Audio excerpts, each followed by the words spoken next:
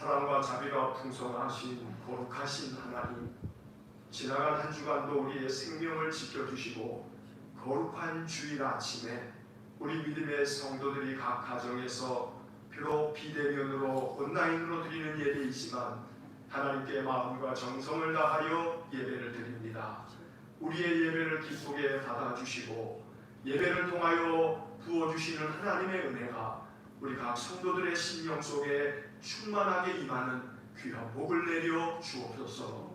각기 예배하는 자리는 다르지만 우리의 마음은 오직 한 가지로 하나님께 향하게 하시고 전심으로 마음을 다하여 찬송하며 기도하며 예배할 때에 이 예배를 통하여 우리에게 말씀하여 주시고 하나님 주시는 생명의 말씀이 우리의 영의 양식이 되며 또 한 주를 살아갈 수 있는 영적 지침이 될 수 있도록 은혜를 내려 주옵소서. 우리 온 성도들의 마음 중심의 예배를 받으사 성령께서 감화 감동 임재하여 주시고 성령의 기름 부으심이 가득한 영적 예배가 될 수 있도록 은혜를 내려 주옵소서. 예배의 시종을 주님께 의탁하며 예수님 이름으로 기도하옵나이다. 아멘. 하늘에 계신 우리 아버지, 아버지의 이름을 거룩하게 하시며 아버지의 나라가 오게 하시며 아버지의 뜻이 하늘에서와 같이 땅에서도 이루어지게 하소서.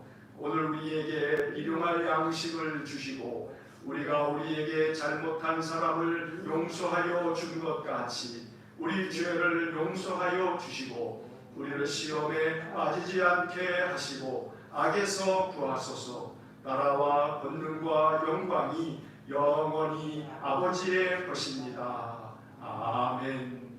찬송가 44장 찬송 부르겠습니다. 찬송가 44장입니다.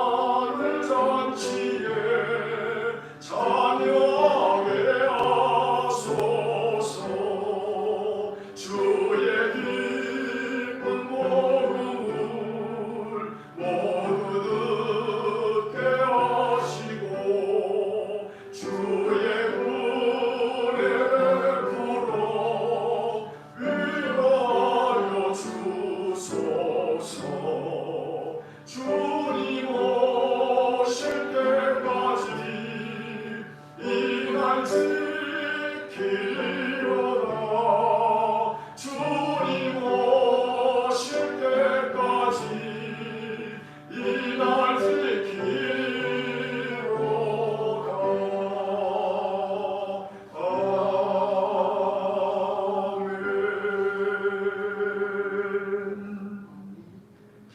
기도하시겠습니다.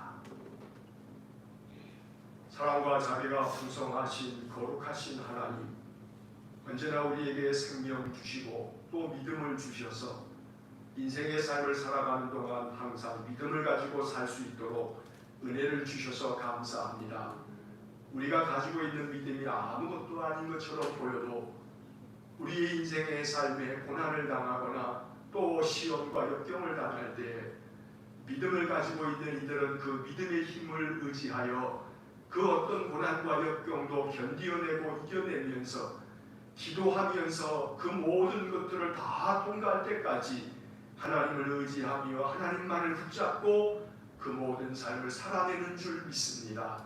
우리에게 선물로 주신 귀한 믿음이 이 코로나 시대에 우리 성도들에게 모든 삶을 넉넉히 이겨나갈 수 있는 그러한 힘의 원천이 될 수 있도록 은혜 주시기를 원합니다.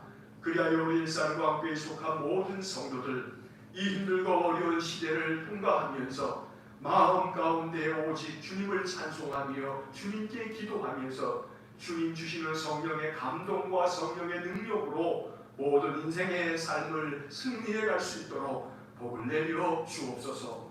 코로나로 말미암아 우리의 삶의 많은 일상이 정지되었고 또 삶의 많은 것들이 어그러져 있지만 주여 긍휼을 베푸셔서 우리 성도들이 이 모든 것들을 잘 견디어낼 수 있도록 그 마음 상심하여 낙담하여 쓰러지지 않도록 하나님 붙들어 일으켜 세워주시옵기를 간절히 빌고 원합니다.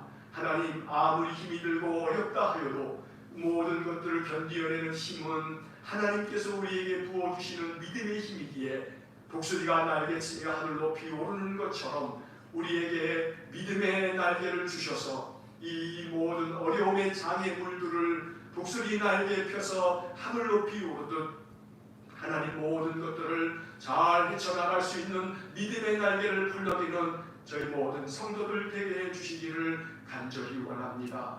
코로나 때문에 우리 성도들의 사업장이 멈추어져 있거나 또한 저들의 모든 생업의 터전이 위태로울 때 하나님 긍휼히 여겨주시고 지켜주시기를 원합니다. 우리 하나님께서 속히 이 모든 코로나 방역 단계가 더욱더 낮아지게 하셔서 우리들의 일상의 삶이 다시금 하나님 다시 원 상태로 돌아갈 수 있도록 은혜 주시기를 간절히 원합니다. 언제 코로나가 종식될지 우리는 알지 못하지만 그러나 이제 우리의 삶에 새롭게 펼쳐지는 삶의 방식들 속에 잘 적응해 갈 수 있게 하시고 이 가운데에서도 믿음을 지켜가며 우리가 더욱더 인생의 삶의 모든 것들 한 치 앞도 예측할 수 없는 연약한 인생임을 깨닫고 더욱더 하나님 앞에 겸허하며 또 주의 뜻 앞에 늘 겸손하게 그 순종의 삶을 살아가는 저희 모두가 되게 하여 주옵소서. 우리 일산과 함께 속한 성도들과 저들 가정을 하나님 기억하여 주시고 주님의 권능의 손으로 붙잡아 주시기를 원합니다. 육신의 연약함 가운데 있는 이들을 치료하여 주시고 우리 주님께서 날마다 치료의 광선을 비추어 주실 뿐 아니라 주님의 못자국난 손으로 안수하셔서 회복되게 하심으로 육신이 강건하고 영적인 삶이 늘 풍성하여 하나님만을 찬송하며 감사하며 살아가는 복된 삶이 되게 해 주옵소서. 연세 높은 우리 성도님들과 우리 부모님들을 기억하여 주시고 하나님 건강 상치 아니하도록 지켜주시며 어린 우리 자녀들과 손자 손녀들을 긍휼히 여기사 하나님 건강하고 지혜롭고 중명하게 잘 살아갈 수 있도록 은혜를 내려 주옵소서. 성도들의 가정마다 기도하는 기도의 제목들을 하나님 항상 기억하여 주시고 그 모든 기도에 응답하여 주심으로 마음에 소망이 생겨질 수 있도록 은혜를 내려 주옵소서. 특별히 하나님 기도하옵기는 지난 주중 목요일에 우리 윤현일 집사님 가정에 사랑하는 어머니 고정영애 권사님 하나님 부르셔서 소천하심으로 장례를 다 마쳤습니다. 하나님께서 우리 윤 집사님과 또 여러 우리 동기간들과 온 유가족들에게 하늘의 위로함을 내려주시옵기를 간절히 빌고 원합니다. 코로나로 말미암아 비대면 상황에서 성도들이 다 함께 모여서 함께 예배하는 시간들은 없어서도 가족들이 함께 예배하는 그 시간마다 하나님 말씀하여 주신 것들이 그 어머니의 신앙의 유업을 따라서 온 자손들이 믿음의 가문을 이루어갈 수 있도록 은혜 주시기를 간절히 원합니다. 또한 자비로우신 하나님, 이제 내일 우리 사랑하는 주은희 집사님 가정의 아들 성대가 군대에 입대합니다. 하나님, 어려운 시대에 군입대하게 된 우리 조성대, 그 이름을 기억하여 주시고 성대가 2년여 가까운 시간 동안에 군 복무를 건강하게 잘 마칠 수 있도록 하나님께서 눈동자같이 지켜주시기를 간절히 원합니다. 성도들의 가정마다 여러 가지 삶의 형편 가운데 하나님 의지하며 기도하는 저들을 기억하여 주시고, 우리 하나님께서 여호와 이레 준비하시는 하나님이 되셔서 우리 성도들의 모든 삶을 늘 인도하여 주시기를 간절히 원합니다. 오늘도 간절히 기도하옵기는 주의 몸된 교회 모든 성도들이 평안한 삶이 되고 건강한 삶이 되어 우리가 다시 대면하여 예배당에 나와 예배할 때에 기쁘게 만나 예배할 수 있도록 하나님 눈동자같이 보호하여 주옵소서. 우리가 일본에 파송하며 늘 성도들이 예배 시간마다 기도하는 우리 이정수 선교사님과 그 가정을 기억하여 주옵소서. 우리 이정수 목사님, 아마도 지금 이 시각에도 일본 삿포로 국제 그리스도교회에서 귀한 사역을 펼치며 또 예배를 인도하실 텐데, 우리 이 목사님에게 성령의 충만함을 더하여 주셔서 어려운 일본 땅에서의 선교 사역 하나님 잘 감당해가게 하시고, 사역을 감당함에 있어서 부족함이 없도록 은혜 주시기를 원합니다. 영적으로 충만하며 또 사역을 감당함에 물질로도 부족함이 없도록 우리 하나님 부어주시고 채워주시기를 간절히 원합니다. 또한 하나님께서 귀한 가정을 축복하셔서 우리 김정현 선교사님, 또 우리 애식이, 은식이, 일본에서 자라가는 귀한 두 딸이 건강하고 지혜롭고 총명하게 잘 자라가서 우리 선교사님의 마음 가운데 큰 기쁨과 감사가 되도록 축복하여 주옵소서. 섬기는 삿포로의 국제 그리스도 교회를 기억하여 주시고, 귀한 교회도 든든히 서갈 수 있고 일본 땅에서 선교의 빛을 발하는 그러한 선교의 전초기지가 될 수 있도록 은혜를 내려 주옵소서. 이 나라 이 민족을 긍휼히 여겨주시고, 이 코로나 시대에 하나님 우리나라 방역당국에 많은 일꾼들이 수고하고 의료진들이 수고함으로 인하여서 우리나라는 세계 그 어느 나라보다 방역을 잘 감당하고 있으니 저들을 위로하여 주시고 또 지켜주시며, 하나님 온 국민이 힘을 모아 합력함으로써 우리나라의 모든 방역의 단계가 더욱 안정되어지도록 하나님 속히 은혜를 내려 주옵소서. 오늘도 우리 성도들 각 가정에서 온라인으로 예배를 드리지만 하나님 마음을 다하여 예배하오니 우리에게 말씀하여 주시는 귀한 선포되는 말씀을 통해서도 하나님의 음성을 듣게 하여 주시고, 그 말씀을 통해 하나님의 뜻을 발견하고 하나님 말씀에 순종하는 우리 모든 성도들 되게 하여 주옵소서. 날마다 우리의 마음 중심을 늘 연락하시는 하나님께 감사드리며 예수님 이름으로 기도하옵나이다. 아멘.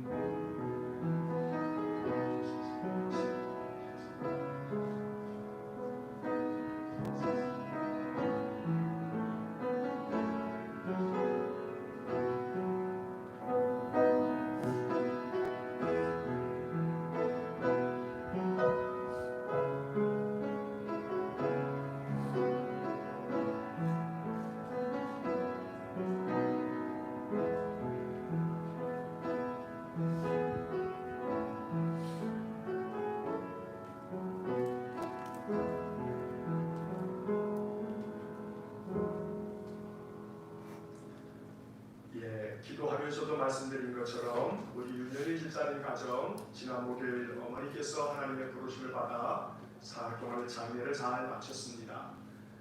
여러분 비대면으로 이렇게 또 예배하는 것처럼 또 장례식장이나 또 여러 행사장에 우리 함께 모여서 이렇게 종교 행사를 할 수 없기 때문에 여러분들 개별적으로 조문하시기를 연락을 드렸는데, 찾아와서 또 위로하고 또 조문한 우리 성도님들께 우리 집사님 가정에서 또 감사의 인사를 전합니다.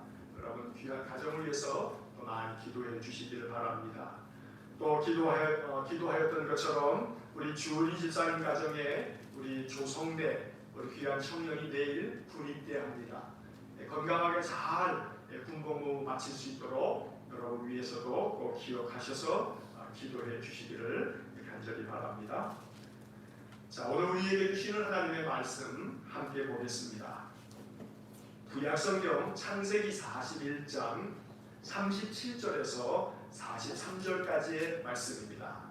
여러분 각 가정에서 성경책을 다 펴셔서 하나님 말씀 함께 보시기를 바랍니다. 창세기 41장 37절로 43절의 말씀입니다. 핸드폰으로 여러분 이렇게 보시면서 예배하시는 분들은 우리 강단 화면이 조그맣게 보일 텐데 그렇게 보셔도 되겠습니다. 각 가정에서 여러분 온라인으로 예배 드리시는 것이니까 한번 다 같이 큰 소리로 하나님 말씀 공독하실 수 있기 바랍니다. 함께 말씀 읽겠습니다.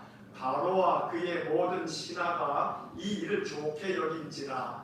바로가 그의 신하들에게 이르되 이와 같이 하나님의 영에 감동된 사람을 우리가 어찌 찾을 수 있으리요 하고 요셉에게 이르되 하나님이 이 모든 것을 내게 보이셨으니 너와 같이 명철하고 지혜 있는 자가 없도다. 너는 내 집을 다스리라. 내 백성이 다 내 명령에 복종하리니 내가 너보다 높은 것은 내 왕자뿐이니라. 바로가 또 요셉에게 이르되 내가 너를 애굽 온 땅에 총리가 되게 하노라 하고 자기의 인장 반지를 떼어 요셉의 손에 띄우고 그에게 세마포 옷을 입히고 금사슬을 목에 걸고 자기에게 있는 버금술에 그를 태우매 무리가 그의 앞에서 소리 지르기를 엎드리라 하더라. 바로가 그에게 애굽 전국을 총리로 다스리게 하였더라. 아멘. 자, 우리 각 가정에서도 여러분들 함께 우리 식구들에게 축복의 인사 한번 전하도록 하겠습니다. 예배당에서 예배드리는 여러분도 또 같이 함께 축복합니다. 한번 인사 한번 나누겠습니다. 축복합니다. 자, 손 한번 식구들끼리 손 잡아주시고 하나님 앞에서 또 이번 한 주간도 축복된 삶이 되도록 여러분 기도하면서 또 오늘 마음을 다해서 이렇게 예배하는 시간에 또 말씀에도 그런 주목하시고 집중하실 수 있기를 간절히 바랍니다. 자, 지난주에 이어서 오늘 요셉의 이야기를 또 이어서 하게 됩니다. 자, 아버지의 편애를 받았던 요셉. 그래서 아버지가 그 형제들 가운데서 요셉에게만 그저 채색 옷을 지어 입힐 만큼 요셉이 아버지의 사랑을 복차지하니까 형들이 얼마나 화가 나겠습니까? 그런데 이 철딱서니 없는 이 어린 요셉은 그저 꿈만 꾸면 꿈자랑하느라고 형들의 마음을 그냥 속을 뒤집어 놨으니 형들이 얼마나 화가 났던지 그저 저 요셉이 없어지기만 하면 좋겠는데 하는 생각이 늘 평소 생각이었던 것 같습니다. 그래서 형들을 찾아 저 들로 나온 그 요셉을 형들이 잡아다가 그 빈 우물 구덩이에다 던져놓기도 하고 그러면 그냥 죽을 텐데 하는 마음 때문에 그저 죽지 않도록 그나마 생명이라도 유지하게끔 형제 중에 유다라는 형은 그저 저 요셉을 저대로 내버려도 죽게 하지 말고 우리가 그냥 저 먼 나라로 저기 보니까 미디안 상인들이 가는 거 보니 저 상인에 그냥 팔아버 줍시다. 아마 형 유다의 마음은 생명이라도 이어가게 하자는 마음이었을 겁니다. 물론 그 속에 하나님의 놀라운 그 인도하시는 섭리가 있는 것을 우리가 알고 있지요. 결국은 형들에 의해서 요셉은 은 20에 팔려갑니다. 애굽에 팔려가는데 하나님께서 역사하셔서 애굽의 그 친위대장이었던 보디발의 집에 팔렸던 겁니다. 자, 우리가 잘 아는 이야기인데 이 이야기를 이렇게 한 번씩 더듬어 보면서 이제 그 속에서 하나님 어떻게 역사하시는지를 우리가 다시 한번 묵상하려고 하는 것입니다. 자, 보디발의 집에 팔려간 요셉, 하나님께서는 비록 종으로 팔려간 그런 종의 신세지만 하나님은 요셉과 함께 하셨습니다. 여러분 성경 바로 그 앞에 나와 있는 창세기 39장을 한번 보시기 바랍니다. 지난주 중에 매일 성경으로 묵상하신 분들은 이 본문들을 다 한 번씩 묵상하셨을 텐데 39장 2절과 3절을 한번 보시기 바랍니다. 39장 2절과 3절에 이런 말씀이 기록되어져 있습니다. 여호와께서 요셉과 함께 하심으로 그가 형통한 자가 되어 그의 주인 애굽 사람의 집에 있으니 그의 주인이 여호와께서 그와 함께 하심을 보며 또 여호와께서 그의 범사에 형통하게 하심을 보았더라. 참 감동적인 이야기입니다. 하나님께서 비록 종으로 팔려간 그런 요셉의 신세지만 하나님 그와 함께 계셨습니다. 그로 하여금 형통한 자가 될 수 있도록 은혜를 주셨습니다. 심지어 그의 주인이었던 보디발이 보니까 하나님이 요셉과 함께 하시는구나 이렇게 느꼈다는 겁니다. 그의 주인이 여호와께서 그와 함께 하심을 보며 이렇게 표현되어 있습니다. 하나님께서 범사에 요셉을 도와주셨기 때문에 그 도와주시는 손길을 그 주인 보디발이 보면서 저것은 사람이 돕는 게 아닌데 저건 분명히 저 종인 저 요셉이 섬기는 그 하나님이 돕는 모양이구나 이렇게 느낄 만큼 하나님이 요셉과 함께 하셨다는 겁니다. 자, 그래서 우리가 알듯이 보디발의 집에서 요셉은 가정 총무가 됐습니다. 성경의 말씀을 보니까 보디발이 자기의 모든 소유를 다 요셉에게 위탁했다라는 구절이 나옵니다. 그만큼 신임을 얻은 것입니다. 비록 종이었지만 주인에게 이렇게 신임을 얻은 것입니다. 얼마나 신실한 모습이었는지를 우리가 엿볼 수 있습니다. 하지만 이것도 잠깐입니다. 보디발의 아내가 악한 마음을 먹고 자꾸 요셉을 유혹합니다. 성경에 보니까 이 요셉은 용모가 빼어나고 아름다웠다고 말합니다. 그래서 이 보디발의 아내는 요셉을 계속해서 유혹합니다. 눈짓도 하고 동침하자고 그렇게 날마다 요구했다고 성경은 말하고 있습니다. 요셉은 계속해서 거절을 하였고 어느 날 보디발의 아내가 집안에서 요셉과 홀로 이렇게 단둘이만 있게 되자 요셉의 옷을 붙잡고 그를 붙들면서 놓아주진 않습니다. 결국 요셉은 옷을 버려두고 밖으로 뛰쳐나가는데 결국 이 일로 인해서 이 보디발의 아내는 요셉에게 누명을 씌워서 요셉을 옥에 가두게 되는 것입니다. 얼마나 억울했겠습니까? 하나님께서는 이렇게 억울한 일을 당하는 요셉을 바라보시면서 그럼에도 불구하고 하나님 그와 함께 계셨다고 성경은 말씀합니다. 비록 억울하게 옥에 갇혔지만 하나님께서는 그때도 요셉과 함께 하셨습니다. 여러분 창세기 39장 20절과 21절 그리고 23절 말씀을 한번 보시기 바랍니다. 자, 창세기 39장 20절 마지막에 보면 이렇게 성경에 적혀 있습니다. 요셉이 옥에 갇혔으나 그 다음 21절에 보면 여호와께서 요셉과 함께 하시고 그에게 인자를 더하사 간수장에게 은혜를 받게 하시네. 자, 하나님께서 감옥에 있는 이 요셉에게 함께 하셨고 거기서도 하나님께서 그에게 은혜를 주셔서 간수장에게 은혜를 얻도록 그렇게 요셉을 도우셨던 것입니다. 자, 이어지는 23절을 한번 보시기 바랍니다. 23절 보면 그 중간에 이런 말씀이 적혀 있습니다. 이는 여호와께서 요셉과 함께 하시니라. 여호와께서 그를 범사에 형통하게 하셨더라. 자, 하나님께서 감옥에 억울한 누명을 쓰고 들어가 있는 요셉에게 함께 하셨고 그를 도우셨던 것입니다. 여기서 우리는 이 이야기를 생각하면서 잘 생각해야 합니다. 자칫하면 이 말씀을 오해할 수도 있습니다. 왜냐하면 삐뚤어진 마음으로 이 말씀을 바라보면 이렇게 생각할 수도 있습니다. 하나님이 함께 계셔서 요셉이 형통했다고? 에이, 그건 개별이다. 말도 안 되는 말장난이지.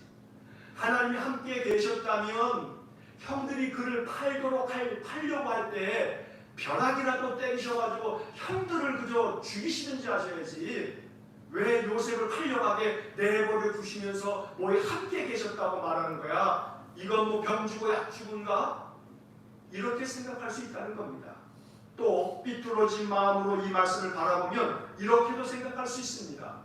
그래, 설사 그렇다고 쳐. 그러면 보디발의 집에서 가정 총무까지 신임을 얻었으면 그 신실한 요셉을 하나님 계속 지켜주시고 함께해 주셔야지. 왜 이렇게 누명을 쓰고 옥에까지 갇히도록 내버려 두시느냐 이겁니다.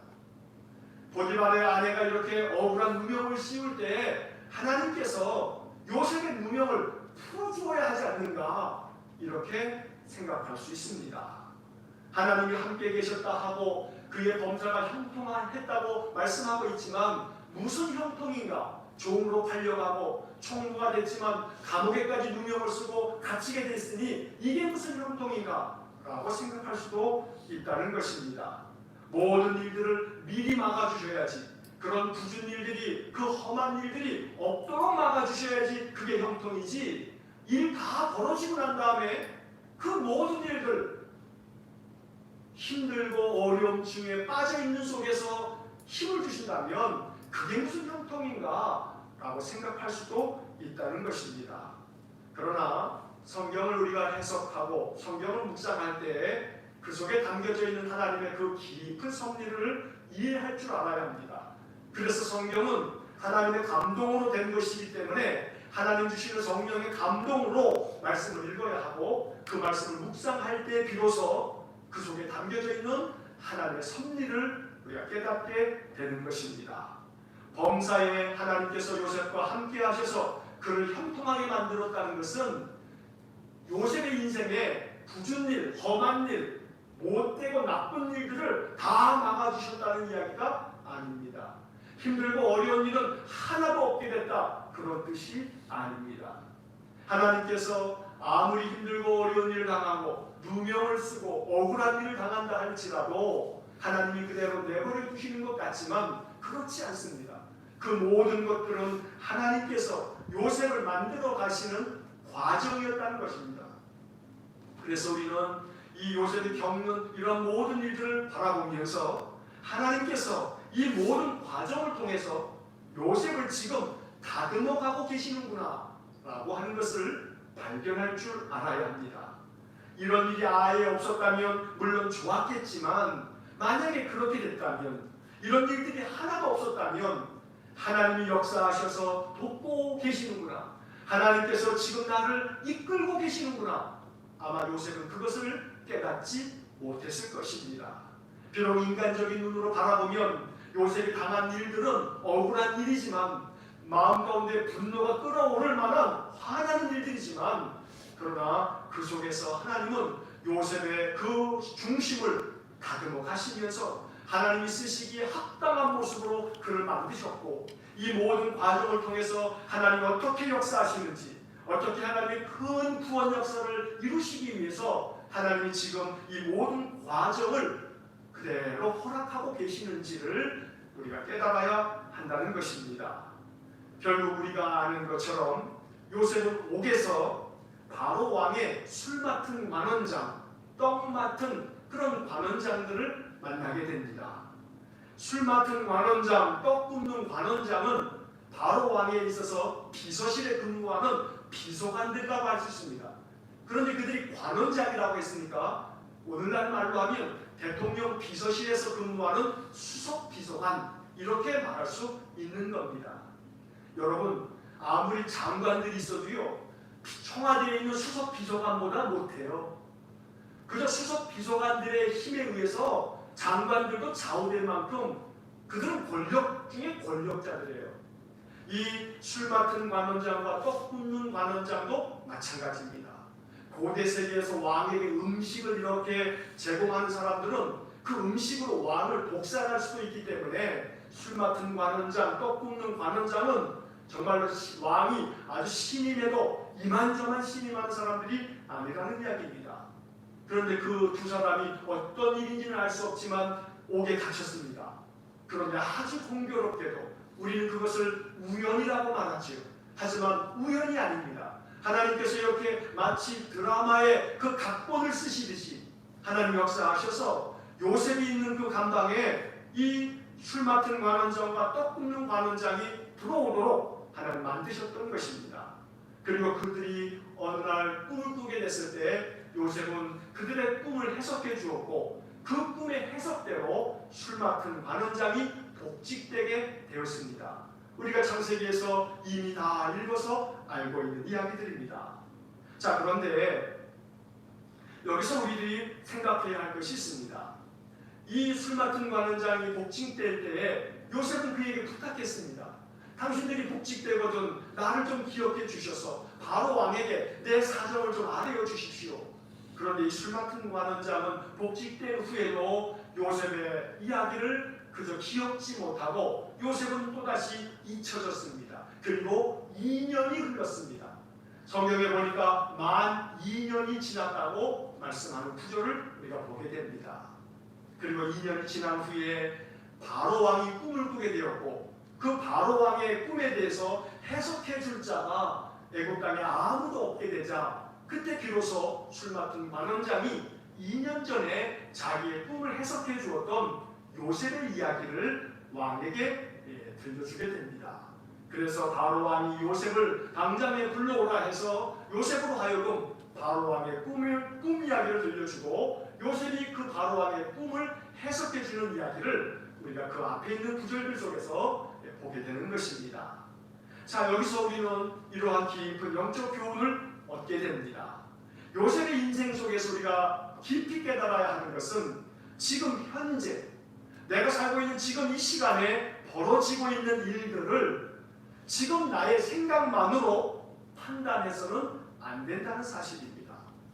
지금 내게 펼쳐지고 있는 이 현실의 모든 사람들을 지금 이 시점에서 지금 내가 가지고 있는 생각대로 생각해서는 안 됩니다.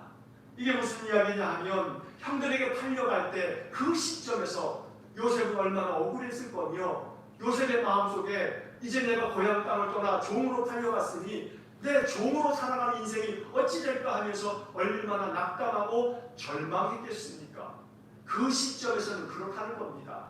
하지만 그 시점에서 지금 내게 벌어지고 있는 일들을 지금 내 생각으로만 결정하고 판단해서는 안 된다는 겁니다. 보디발의 집에 팔려가서 가정 총무까지 되었을 때 요셉의 삶은 이제 안정적이고 또 이제 앞으로의 삶은 걱정, 염려가 없습니다. 하지만 한순간에 요셉이 누명을 쓰고 감옥에 갇히게 됐을 때 그 시점에서 감옥에서 이 요셉의 마음은 또한 어떻겠습니까? 얼마나 절망적이겠습니까? 가정 총무가 됐으니 이제는 내가 비록 종이어도 내 인생의 삶은 평탄하겠구나 라고 생각했을지 모르지만 한순간에 옥에 떨어졌으니 요셉의 마음이 얼마나 고통스러웠으며 얼마나 억울했으며 아마 요즘 말로 하면 마음에 큰 우울증을 앓게 됐을지도 모릅니다. 여러분 생각해 보십시오. 이러한 요셉의 그 인생 삶 속에서 겪게 됐던 그 많은 일들 내용은 다르지만 우리의 인생의 삶도 다를 바가 없습니다.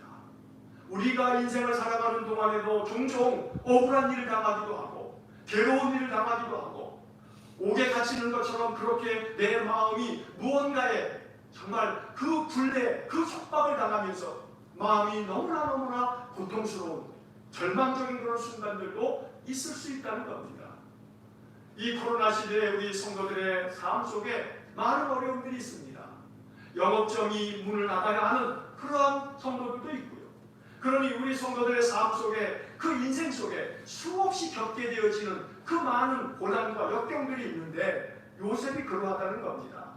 그러나 오늘 본문에서 우리가 깊이 마음 가운데 묵상하며 소망을 가져야 할 것은 다시 한번 말씀드리지만 지금 벌어지고 있는 일들을 지금 생각만으로 판단하거나 결정하지 말라는 겁니다. 지금 상황이 아무리 절망적인 상황이요 절망적인 현실처럼 보여져도 그렇게만 생각하시지 말라는 것입니다. 하나님께서 역사해 주시면 그 모든 것들은 변화되어질 것이고 그 모든 것들이 약재료가 될 날이 반드시 있을 줄로 믿습니다. 지금 벌어지고 있는 일들 가운데 하나님께서 역사하시면 그것은 하나님께서 더 큰 은혜를 주시려고 준비하는 과정일 뿐입니다. 하나님 지금 준비하고 계시는 겁니다. 이런 모든 과정들을 통해서 하나님이 이루시려고 하는 큰 구원 역사를 만들어가고 계신다는 겁니다. 그래서 우리들의 마음속에 말씀을 묵상할 때마다 소망을 가져야 합니다. 이 말씀이 주는 영적 교훈을 통해서 하나님의 뜻을 발견할 줄 알아야 합니다. 2년 동안 감옥에서 또 있어야만 했습니다. 술 맡은 관원장이 복직되어지면서 요셉의 마음속에는 다시금 희망을 가졌을 겁니다. 야, 내가 꿈을 해석해 준 대로 똑같이 되었구나. 술 맡은 관원장은 복직될 것이라고 했고 떡 맡은 관원장은 그렇지 못하게 될 거라고 해석해 주었는데 정말 그 꿈대로 사흘 만에 그들이 복직되었구나. 그래서 술 맡은 관원장이 복직되어서 옥에서 나가게 됐을 때 아마 요셉은 희망을 가졌을 겁니다. 마음속에 이제 술 맡은 관원장이 가서 바로왕에게 내 사정을 이야기만 해주면 나도 여기서 풀려나겠구나. 꿈을 꿨을 겁니다. 희망을 가졌을 겁니다. 그러나 그 희망도 2년이라고 하는 세월을 묵혀두어야 했다는 겁니다.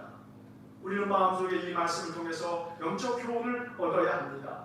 하나님께서 분명히 무언가 사인을 보내주시고 희망의 징조를 보여주시고 여러 가지 하나님께서 베푸시는 그런 은혜들이 이제는 나타나겠구나 라고 생각되어지는 그런 때들이 있습니다. 그런데 웬걸 당장에는 하나님께서 은혜 주실 줄 알았는데 이 요셉은 또다시 2년을 기다려야 했습니다. 여기서 또다시 꺾이는 이 요셉의 그 마음을 생각해 보아야 합니다.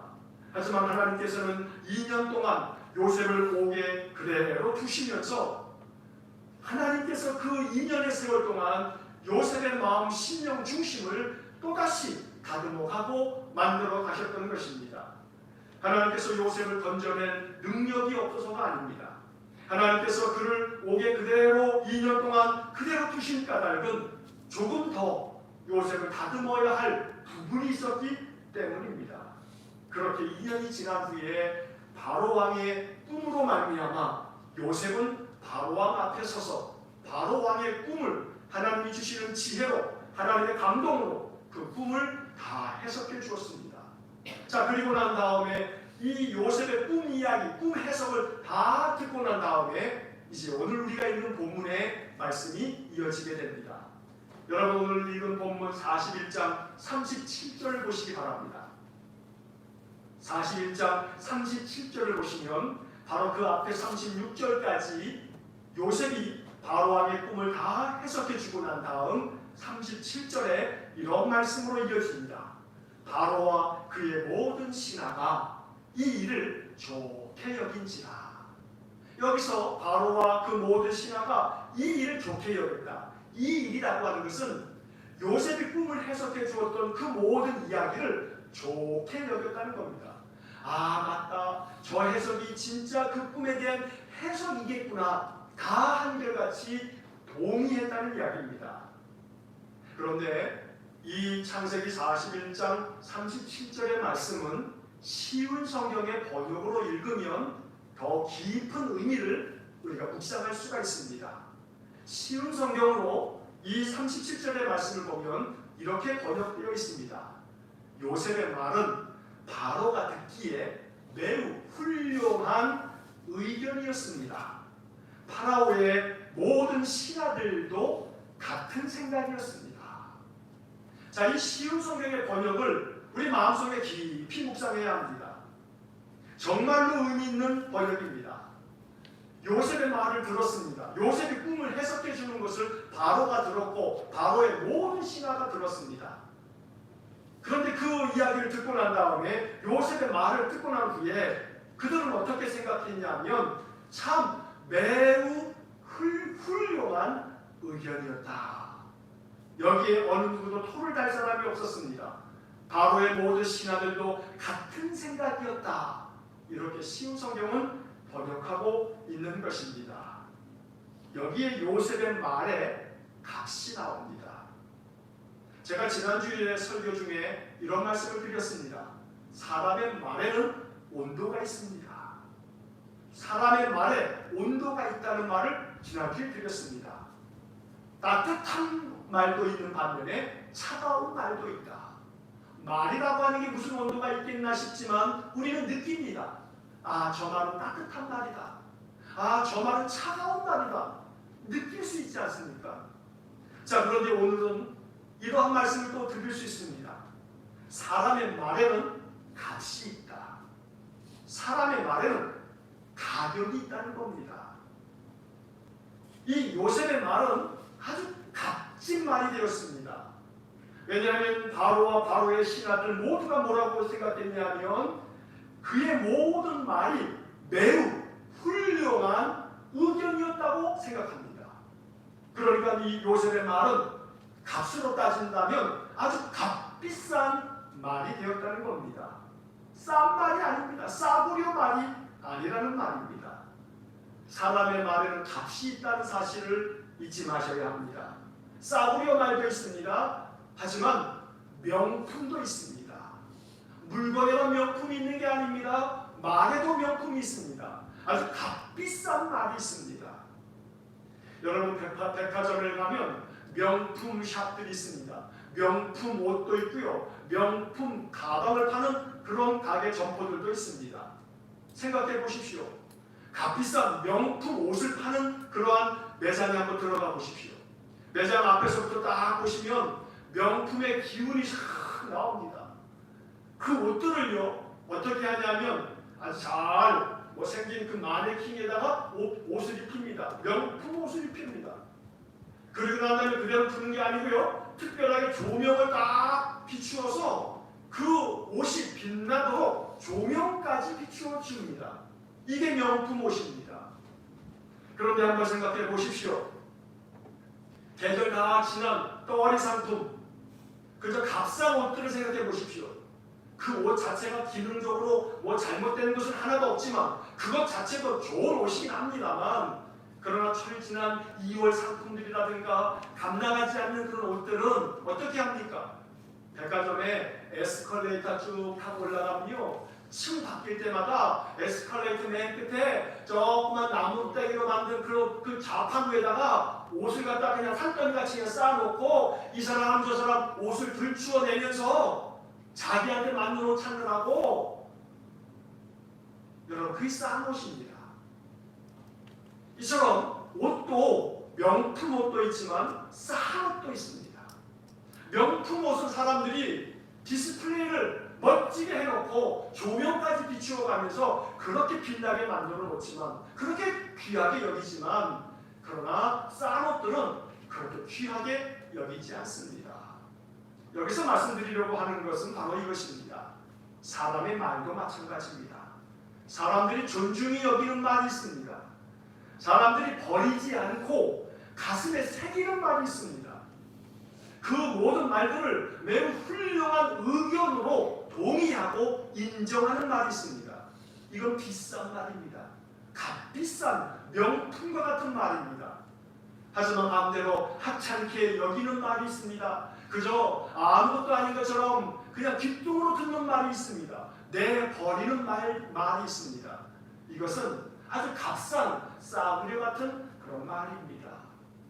오늘 본문의 이 요셉의 이야기, 요셉이 꿈을 해석해준 그 이야기를 다 듣고, 야, 이 말이야말로 매우 훌륭한 의견이구나.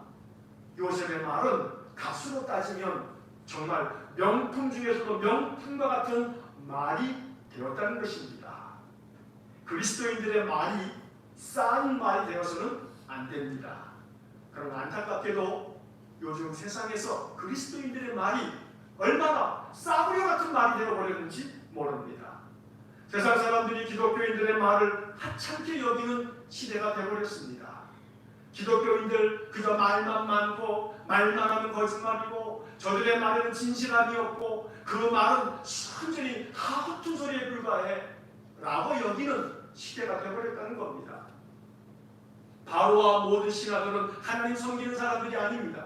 그런데 바로와 그의 모든 신하가 요셉의 말을 듣고 이것은 매우 훌륭한 의견이다, 다 같은 생각으로 동의했다는 이야기가 우리에게 주는 영적 교훈이 있습니다. 목사들이 강단에서 거룩한 하나님의 말씀을 진실하게 바르게 전하는 일에만 힘써야 하는데, 정치 집회장을 만들고 성도들을 동원시키고 믿지 않는 세상 사람들이 듣기에도 눈살 찌푸리는 말만 내뱉는 시대, 누구라고 제가 말씀 안 드려도 여러분 잘 알 겁니다. 많은 목사들이 심지어 강단에 올라서서 세상 정치 시정 잡배들이 하는 싸구려 같은 말을 그게 하나님 말씀이라고 내뱉고 있는 그런 시대, 또 그런 이야기를 들으면서도 그것이 하나님의 말씀인 줄로 알고 분별함도 없이 그냥 무조건 목사가 말만 하면 그 말이 무슨 뜻이 있는지 생각지도 아니하고 말이 떨어지기가 무섭게 아멘만 남발하는 그런 신자들. 오늘 이것이 한국교회 상황입니다. 오늘 본문 37절의 말씀을 우리는 깊이 들어야 합니다. 요셉의 말을 바로와 그의 모든 신하가 매우 훌륭한 의견이라고 여기고 다 같은 생각이었다. 오늘 이 말씀과 같이 우리 그리스도인들의 말이 회복될 수 있기를 간절히 소망합니다. 목사들이 강단에서 선포하는 말이 회복되어지기를 간절히 소망합니다. 성도들이 말씀을 들으면서 그 말씀이 정말로 하나님께서 우리에게 주신 생명의 말씀이구나 라고 분별하여 듣고 또 그 말씀을 가지고 살아가는 성도들의 삶 속에서 세상 사람들이 우리 기독교 신자들의 말을 들을 때에 매우 훌륭한 의견이구나, 저 말에는 참 존중해야 할, 우리가 마음속에 새겨야 할 그 뜻이 있구나, 이렇게 받아들일 수 있다면 하나님은 우리 믿음의 성도들을 통해서 영광을 받으실 것입니다. 그러므로 우리 모든 신자들의 말이 주변 사람들에게 좋게 여겨지고 우리의 행동이 주변 사람들의 마음 가운데 감동이 되고 인정이 되고 동의가 되고 찬성이 될 수 있어야 될 것입니다. 우리의 말과 행동뿐만 아니라 우리의 판단, 우리의 모든 결정들이 세상 사람들이 느끼기에도 저것은 존중할 만하다라는 그러한 모습을 우리가 가져야 한다는 것입니다. 이어지는 본문의 말씀을 보니까 바로가 이렇게 신하들에게 요셉을 칭찬합니다. 38절을 보시기 바랍니다.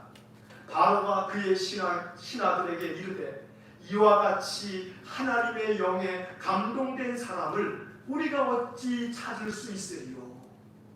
이 얼마나 아름다운 이야기인지 모릅니다. 바로가 자기 신하들에게 이야기합니다. 이와 같이 하나님의 영에 감동된 사람을 우리가 어떻게 찾겠냐라고 말합니다. 쉬운 성경의 번역을 보니까 이렇게 되어 있습니다. 이 사람에게는 정말로 하나님의 영이 있도다. 하나님 이야기가 아닙니다. 바로가 말하는 겁니다. 바로가 말하기를 자기 신하들에게 이 사람에게는 정말로 하나님의 영이 있도다. 여러분, 세상 사람들이, 믿지 않는 사람들이 기독교 신자들을 바라보면서 또 기독교 목사들을 바라보면서 장로와 권사와 집사들을 바라보면서 저 사람에게는 정말로 하나님의 영이 있도다. 세상 사람들이 이렇게 이야기할 정도가 된다면 비록 그 숫자가 아무리 적어도 기독교는 세상에 빛이 될 겁니다. 여러분, 바다에 물이 썩지 않는 이유는 바다 안에 소금이 있기 때문인데 그 소금이 많아서가 아닙니다. 저 광대한 바닷물 속에 소금 염분은 3%밖에 되지 않는다는 거, 이게 상식 아닙니까? 바닷물이 소금 덩어리이기 때문에 썩지 않는 게 아닙니다. 바닷물 안에 소금기는 3%밖에 없습니다.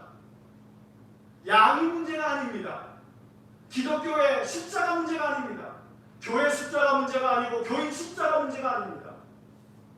우리 교단도 한동안 만사운동이라고 하는 교단의 정책을 가지고 추진했던 일이 있습니다. 만사운동이라고 하는 게 뭐냐면 만교회 100만 성도를 말하는 겁니다. 그런데 이 만사운동이라고 하는 이것이 얼마나 허탄한 것입니까? 교회는 그 숫자에 의해서 만들어지는 것이 아닙니다. 교회의 숫자든 교인의 숫자든 그것이 중요한 것이 아닙니다. 바닷물 속의 소금이 3%가 아니라 30%가 된들 그게 무슨 의미가 있습니까? 하나님 앞에서 중요한 것은 3%도 족하다. 3%는 된다. 바닷물이 썩지 않을 수 있는 거 3%는 된다 라고 말하는 겁니다. 어쩌면 이 코로나 시대에 우리 성도들의 신앙은 점점점 안이해지기 쉽고 나태해지기 쉽습니다. 우리의 신앙이 꺾여가기 참 좋은 환경입니다. 2000년 전의 상황이 그랬습니다. 로마의 박해가 시작됐습니다. 그 박해가 근 250년을 갔습니다.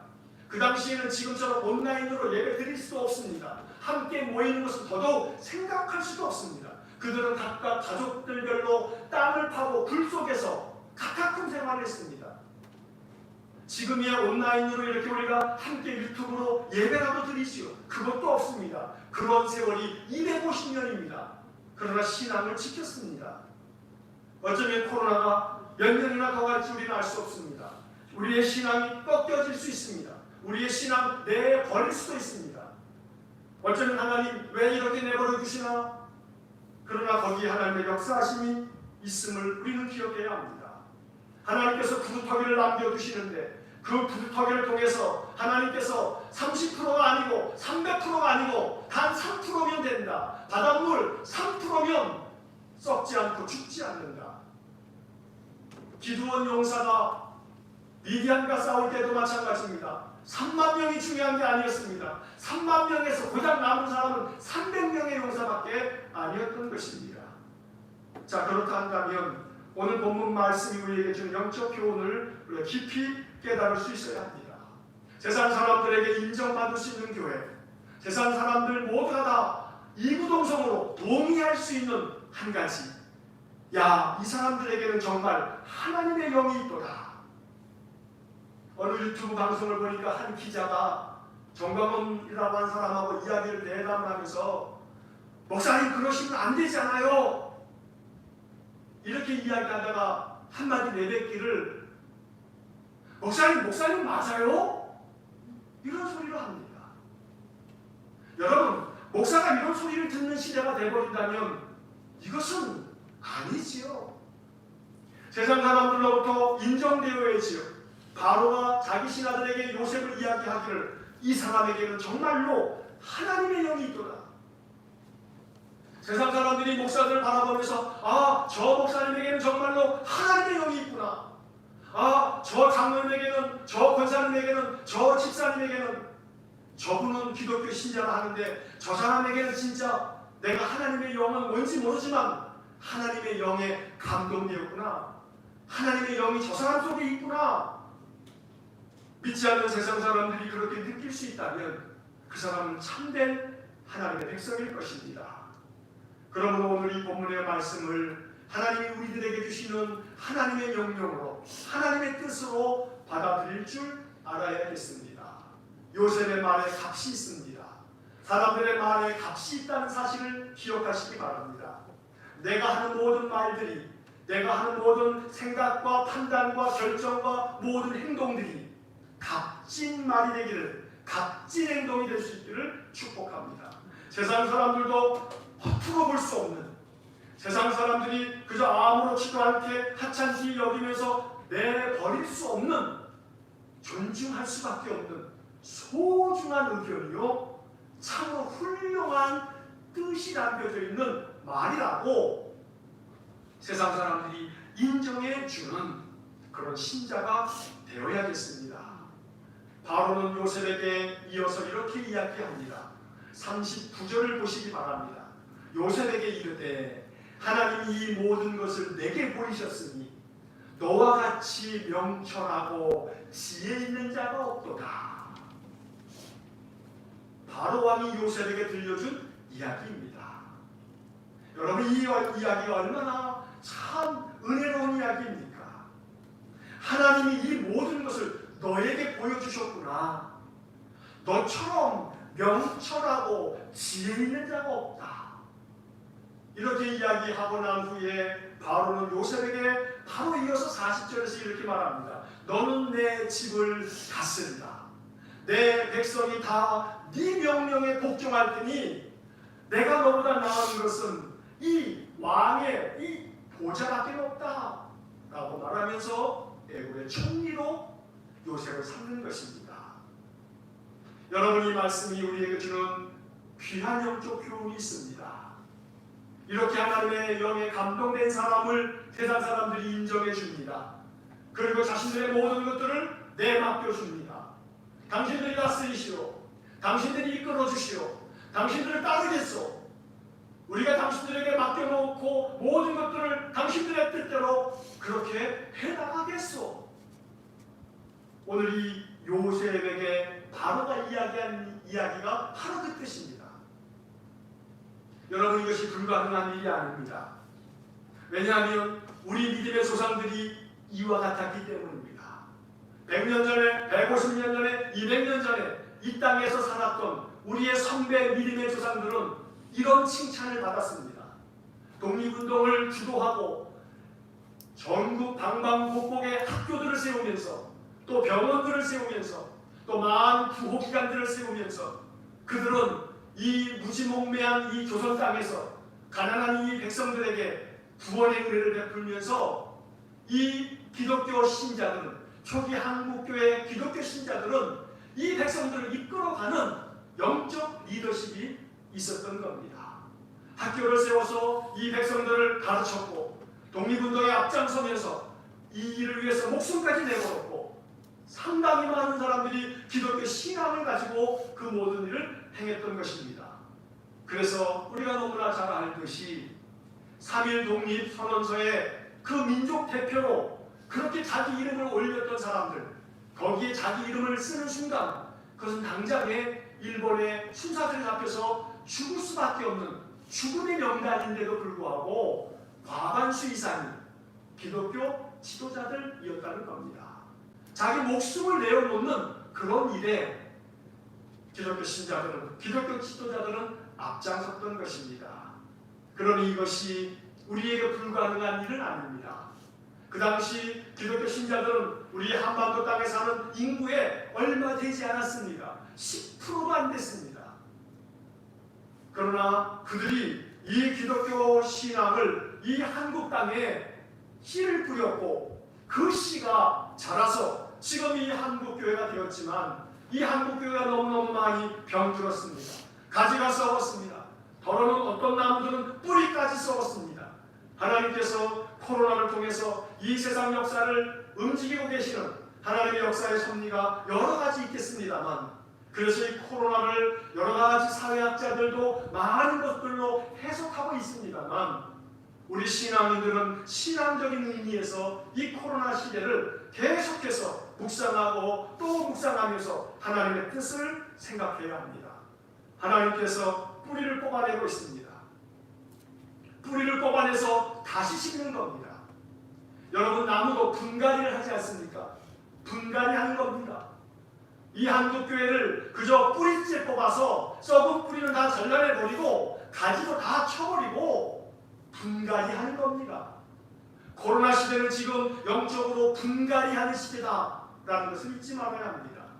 뿌리가 썩어있는 교회는 뿌리부터 잘라내야 될 것이고, 가지가 썩어있는 교회는 가지부터 잘라내야 될 것이고, 우리 성도 한 사람 한 사람의 신앙의 영적 자세가 나태하고 안일하여 세상의 한 다리, 믿음의 한 다리 왔다 갔다 하면서 비록 세상 속에서 살아갈 수밖에 없지만, 그러나 그리스도인으로서의 정체성을 잃어버리지 말고 믿음을 지켜가면서 믿음의 성도의 향기를 드러내면서 살아가야 되는데, 그렇지 못한 것에 대해서 하나님께서 하나씩 하나씩 가지치기를 하고 있다는 겁니다. 그래서 오늘 이 말씀을 묵상하면서 우리는 이렇게 마음 가운데 기도해야 합니다. 하나님, 영적 분갈이 시대에 내 안에 있는 영적 신앙의 뿌리가 썩어 있다면 내 마음 깊은 곳에 그 썩어 있는 뿌리까지 잘라내 주십시오. 혹시 하나님 내 신앙의 가지가 썩어 있는 것이 있다면, 병충해 들린 것이 있다면 잘라내 주십시오. 그래서 내 신앙의 가지치기를 통해서 내 신앙이 다시금 새로워지기를 원합니다. 오늘 이것이 우리의 기도가 될 수 있어야 합니다.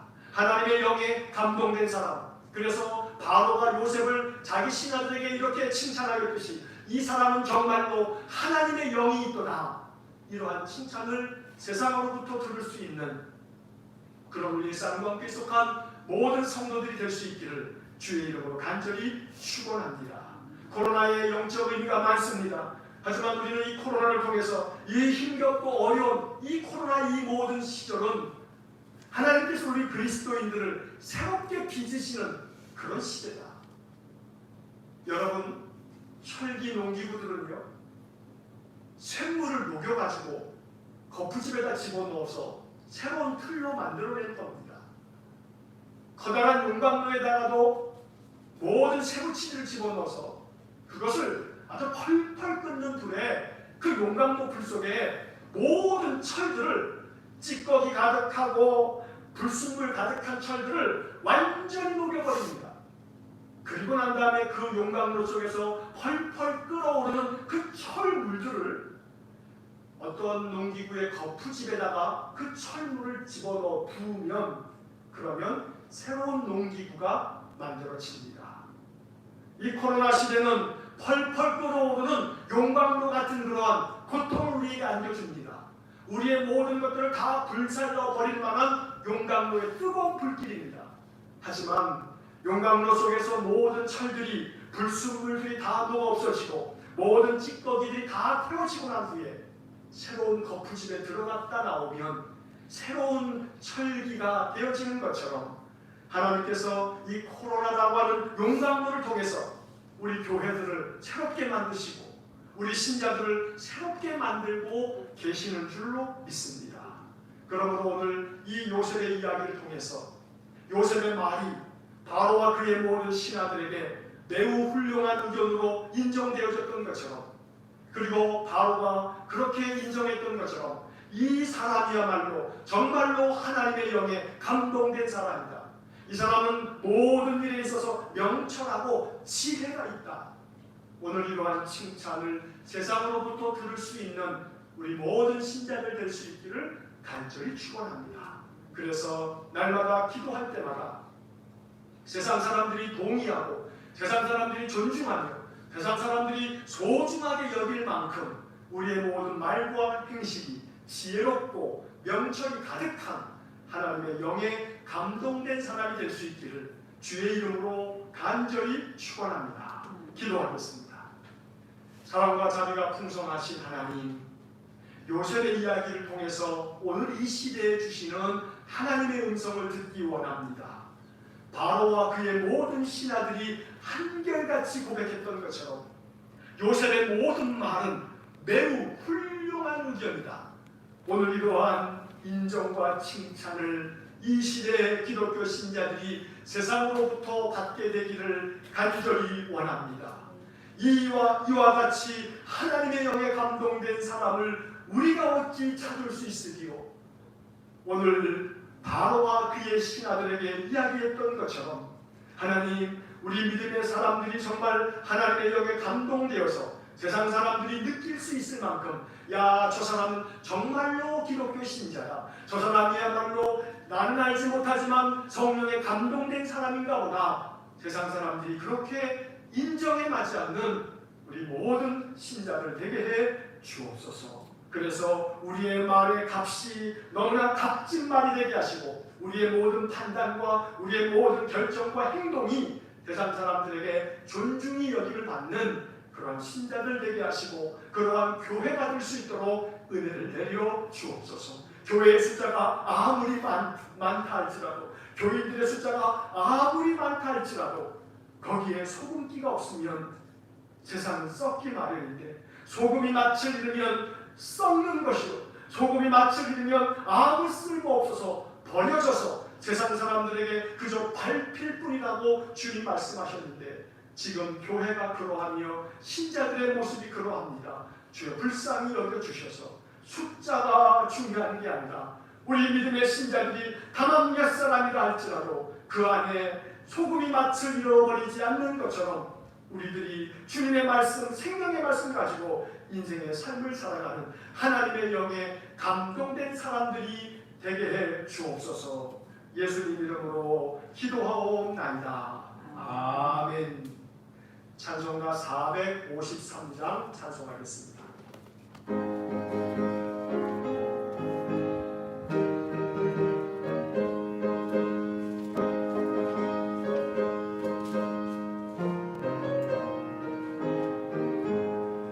예수 알기 원하네 그것을 은혜와 계속해 주신 사랑을 간절히 알기 원하네 내 평생의 소원 내 평생의 소원 계속해 주신 사랑을 간절히 알기 원하네 성령이 스승 되셔서 진리를 가르치시고 거룩한 뜻을 깨달아 예수를 알게 하소서. 내 평생의 소원 내 평생의 소원 계속해 주신 사랑을 간절히 알기 원하네. 성령의 감화 받아서 하나님 말씀 배우니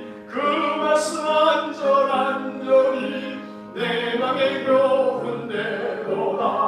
내 평생의 소원 내 평생의 소원 계속해 주신 사랑을 간절히 알기 원하네. 예수가 계신 보좌는 영광에 들려있도다. 평안의 왕이 오시니 그 나라 왕성하도다.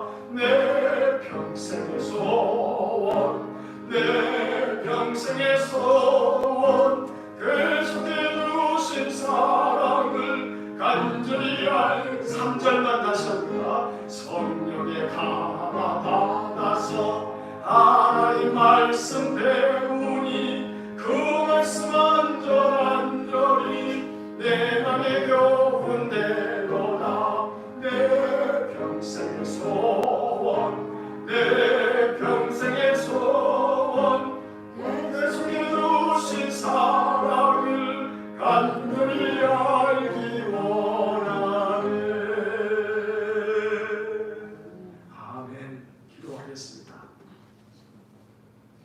이제는 우리 주 예수 그리스도의 은혜와 하나님 아버지의 극진하신 사랑과 성령의 감동하심이 날마다 성령의 감화를 받아 하나님 말씀을 배워 그 말씀으로 말미암아 하나님의 영에 감동된 사람이 되어서 늘 명철하며 지혜가 가득해 세상 사람들로부터 존중이 여김을 받고 세상 사람들에게 소금의 맛을 드러내주며 세상 사람들에게 작은 빛을 비추어 주어 칠흑같이 어두운 이 코로나 시대에 세상을 밝히는 빛이 되어져 빛의 사명 감당하기를 소원하는 머리 숙인 우리 모든 성도들 위해와 저들 가정과 저들의 모든 산업 위에 주의 몸된 교회와 또 이 나라 이민족 위에 일본에서 귀한 사역을 펼치는 우리 이정수 목사님과 김정현 선교사님과 그 가정과 섬기는 사역지 위에